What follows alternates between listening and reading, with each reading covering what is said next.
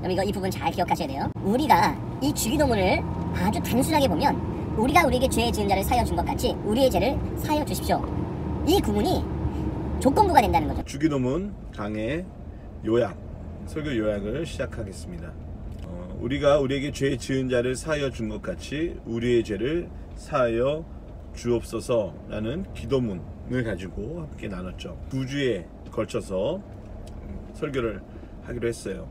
그 이유는 우리가 첫 번째, 우리의 죄를 용서하시는 하나님의 은혜에 대해서 우리가 먼저 알아야 돼요. 그 은혜를 알지 못하는 사람은 나에게 죄 지은 이웃을 용서하는 것, 또 용서하는 그 내용이 무엇인지 제대로 알 수 없고, 즉 하나님의 우리의 죄 사하신 그 은혜, 예수님의 십자가 대속의 그 은혜를 알지 못한 채 이웃을 용서하고 이웃을 사랑하는 것에 대해서부터 시작을 하려고 그러면 결국 우리는 하나님을 빚진 자로 만드는 그런 어리석은 우를 범할 수가 있습니다. 따라서 우리는 우리의 죄를 사여 주시는 하나님, 그 은혜 가운데 거할 때 우리는 이 기도를 올바로 드릴 수 있고, 동시에 하나님께 공급받는 사랑으로 우리 이웃들을 용서할 수 있고 그들을 품을 수 있을 수 있다라는 겁니다.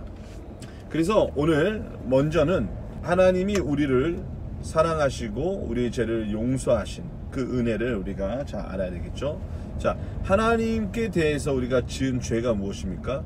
교만이죠. 하나님 없이도 나 스스로 내 세상을 만들어 살 수 있고, 그 세상 위에서 내 삶의 터전을 짓고 살 수 있다라는 그 착각. 결국 그것은 예수님이 이 땅에 다시 오시는 그날 모래 위에 집을 지은 것으로 판명이 될 것입니다. 자, 우리는 이렇게 하나님께 죄를 지었습니다. 하나님 없이도 살 수 있을 거라는 그 착각과 교만과 그 오만함으로 인해서 사람은 스스로 자기 무덤을 파는 거죠. 그리고 하나님으로부터 단절이 된 인생은 하나님으로부터 생명을 공급받지 못하고 결국 하나님의 형상으로서의 그 삶을 살아내지 못하는 겁니다. 결국 죄는 하나님으로부터 우리를 단절시키고, 단절된 우리는 죄 가운데 죽어가는 거죠. 이것을 로마서에서는 사도 바울이 죄와 사망의 법 아래 우리가 있다라고 이렇게 규정을 합니다. 즉 죄를 지은 자는 사망에 이른다. 죄 가운데 태어난 사람은 그가 아무리 착한 일을, 선한 일을 고안해낸다 할지라도, 많은 사람들이 도와주는 윤리적이고 도덕적인 삶을 산다 할지라도 이 원죄에서 해방되지 않으면, 죄와 사망의 법에서 해방되지 않으면 그가 하는 모든 일이 결국 죄가 되고 하나님과 아무 상관이 없게 된다는 겁니다. 정말 자기 스스로 열심히 살면 하늘이 신이 감동해서 그의 소원을 들어주고 그에 응답한다라는 거, 이것은 기독교적인 게 전혀 아니죠. 그러면 우리는 여기서 무엇을 알게 되냐? 내가 노력하고 내가 다른 이웃을 사랑하고 용서하면 하나님께 용서받는다라는 오해하게 된다는 거죠. 역류하게 되는 겁니다.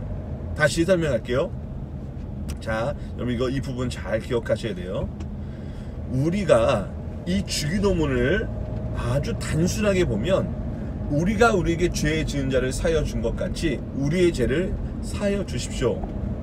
이 구문이 조건부가 된다는 거죠. 내가 먼저 이웃을 용서했기에 하나님께 용서받을 수 있는 권리가 내게 주어진 것처럼, 그래서 하나님께 그 권리를 주장한다는 거죠. 그러나 주기도문을 그렇게 이해하는 것은 잘못된 이해라고 목사님이 얘기했죠. 그 이유는 이 주기도문을 받은 자, 이 주님의 기도를 하는 사람은 이미 그리스도 예수 안에서 그의 원죄로부터 해방된 자. 베드로에게 예수님께서 발을 씻기로 하자 내 발을 씻지 못합니다, 씻지 마십시오 그러자 예수님이 내가 너의 발을 씻지 아니하면 너는 나와 아무 상관이 없다 라고 했고, 베드로는 그러면 내 발뿐만 아니라 온몸을 씻겨주십시오 할 때 예수님이 뭐라 하셨어요? 이미 다 씻은 사람은 발만 씻으면 된다 라는 거죠. 바로 우리는 이 자리에서 이 기도를 드리는 겁니다. 만약에 이런 이해를 하지 못하고 내가 그리스도로 말미암아 이미 죄사함 받고 하나님의 거룩하신 하나님의 자녀로 입양되었고 구원받았다라는 이런 이해 없이 내 노력과 내 선한 행동으로 죄사함을 받을 수 있다라는 이런 잘못된 오해, 이것은 정말 위험한 위험한 발상이 될 수 있습니다. 따라서 우리가 예수 그리스도의 십자가 은혜, 그 대속의 은혜로 말미암아 구원받았음을, 죄와 사망의 법에서 해방되어 성령의 생명의 법으로 자유인이 되었다는 걸, 그리고 하나님의 자녀가 되었음을 믿는 자들이 이 기도를 드릴 수 있고, 따라서 우리는 말할 수 없는 그 은혜의 빚진 자로서 비로소 다른 이웃을 용서할 수 있는 그 이유가 생긴다는 겁니다. 아시겠습니까? 내가 남을 용서했기 때문에 하나님께 용서받을 수 있는 이유가 있는 것이 아니라, 내가 먼저 예수 그리스도로 말미암아 죄와 사망의 법에서 해방되었고, 그리고 하나님의 거룩한 자녀가 되어서 이제는 더 이상 원수 마귀가 우리를 이간질할 수 없고 우리를 소송할 수 없는 그런 하나님의 자녀된 권위와 권세, 그리스도와 함께 상속자가 되었기에 우리는 이 기도를 담대하게 또 감사로 드릴 수 있다는 겁니다. 이 기도를 우리의 죄 때문에 대신하여 죽으신 하나님의 아들 예수 그리스도께서 친히 이 기도를 우리에게 가르쳐 주셨다는 겁니다. 아시겠어요?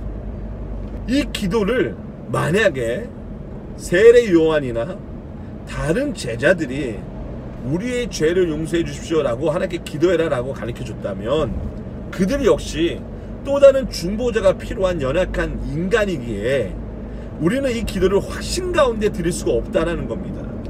우리의 죄를 사하시기 위하여 우리의 유일한 중보자가 되신, 희생 양이 되신 예수 그리스도께서 가르쳐 주셨기 때문에 우리는 이 기도를 감사와 감격 가운데 드릴 수 있다는 겁니다.